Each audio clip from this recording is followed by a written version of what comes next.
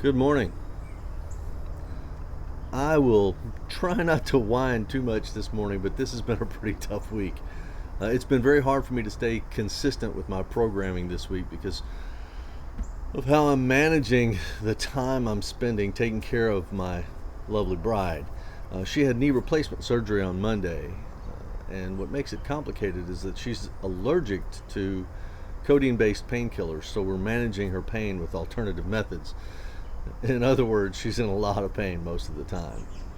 That's been affecting our sleep, so it makes it more difficult for me to write and record what I want to say. She is doing better though. She's getting better every day, and I expect to be back on track this week.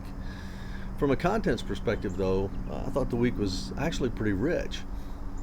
This week I turned the focus squarely onto problem solving, with episodes explaining why I'm focusing on that, along with examples of yesterday's problems, particularly focusing on wildfires, on today's problems, focusing on employee engagement, and on tomorrow's problems, which of course we can't specifically forecast, but which we know are coming. I also spent a lot of time this week working through a system called quantum profit science. I mentioned it once before a couple of weeks ago. I think it offers real promise to organizations who are really struggling with profitability.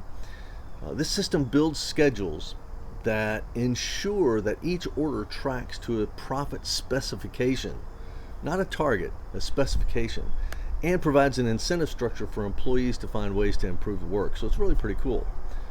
I also spent a lot of time this week thinking through a new program that my friend Norman Bodek is launching. He's calling it his library study group, and he's asked me to help with a group or two as they form. We'll pull a book or article from his extensive lean library, read through it, pull it apart for key lessons, and then kind of reassemble it using current problems and examples.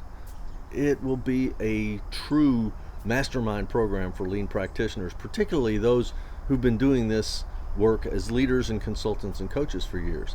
This is going to be a way that they can share their perspective and gain new perspective that they'll be able to take right back to their companies or back to their client work. So I hope you had a great week.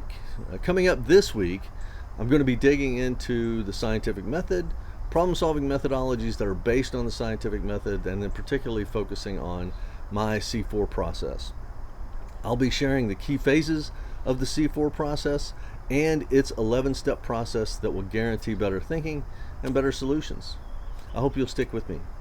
Have a great day, and I will see you tomorrow.